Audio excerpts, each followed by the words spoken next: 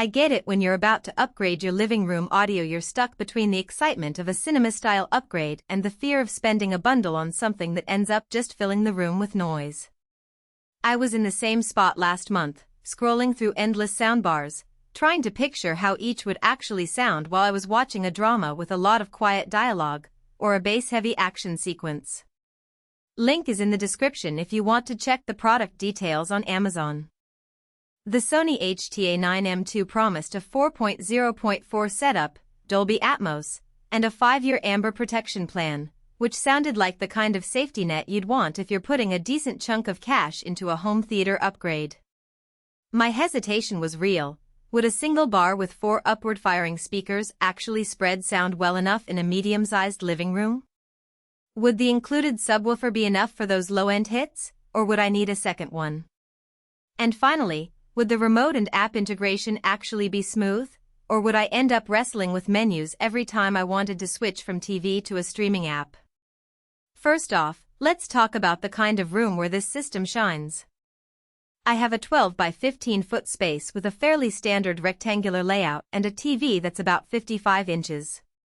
The speakers on the A9M2 sit flush against the wall, and the upward-firing drivers are angled just enough to bounce sound off the ceiling. In practice, this gave me a surprisingly enveloping atmosphere for movies that use Dolby Atmos. Think of those moments when a helicopter flies overhead or rain starts pouring in a scene.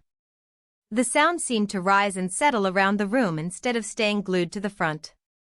If your room is similar, no extreme vaulted ceiling, moderate size, and you can mount or place the bar low enough, this approach works well. Dialogue clarity is the first thing most of us notice, especially with dramas or shows that have a lot of rapid back and forth. The A9M2's cinema-style sound claim isn't just marketing fluff. The front-facing drivers produce a focused mid-range that cuts through the mix. When I watched a dialogue-heavy series like The Crown, the voices were crisp, and I didn't have to crank up the volume to catch subtle nuances. That said, if you're watching in a very noisy environment, say, an open-plan apartment with thin walls, the bar's ability to isolate dialogue can be compromised, and you might still need a dedicated center speaker for the absolute best clarity.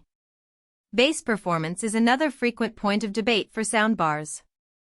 Sony includes a wireless subwoofer with the A9M2, and the superior acoustics label is reflected in how it handles low frequencies. The sub's placement under a coffee table gave a solid thump for explosions and musical bass lines without the rattling you sometimes get from cheap subwoofers. However, it's not a powerhouse. In a room with high ceilings, the low end can feel a bit thin during deep bass moments in a concert film. If you're a bass purist who wants that chest-rattling feeling, you might consider pairing this with an additional sub or a small bookshelf speaker to reinforce the low end.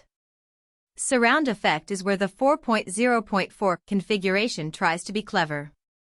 The 4 main drivers are split into 2 left/right pairs that can direct sound upward and outward, creating a pseudo-surround field without rear speakers. In everyday TV watching, you'll notice a wider soundstage for music and ambient tracks, but it's not a full-blown surround that rivals a true 5.1 or 7.1 setup. If you're a gamer or a home theater enthusiast who enjoys immersive sound for blockbuster movies, the effect is noticeable and enjoyable, but you'll still hear that it's a soundbar trying to simulate rear channels. For a casual viewer who just wants clear dialogue and decent ambience, the simulation is more than sufficient. Connectivity is where many soundbars stumble, but Sony kept it straightforward. The bar supports HDMI ARC/eARC, which means you can route all audio from your TV with a single cable, preserving the Dolby Atmos metadata. I paired it with a 2023 Sony TV, and the handoff was seamless, no need to juggle multiple inputs. The optical port is there as a fallback, and there's a Bluetooth option for quick streaming from a phone. One minor hiccup I ran into was the remote's learning curve. The remote has a lot of buttons, and the mode switch for different sound profiles sometimes lags a fraction of a second. It's not a deal-breaker, but if you like an instant response when changing from movie to music, you'll need a moment to get used to it.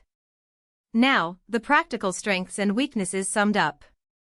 On the plus side, the soundbar delivers an immersive atmosphere for supported content, offers clear dialogue that reduces the need for subtitles in noisy scenes, and the bundled subwoofer adds a respectable low-frequency punch without taking up floor space. The 5-year Amber Protection Plan is a unique safety net if anything goes wrong. You have a dedicated service channel for a long period, which adds peace of mind.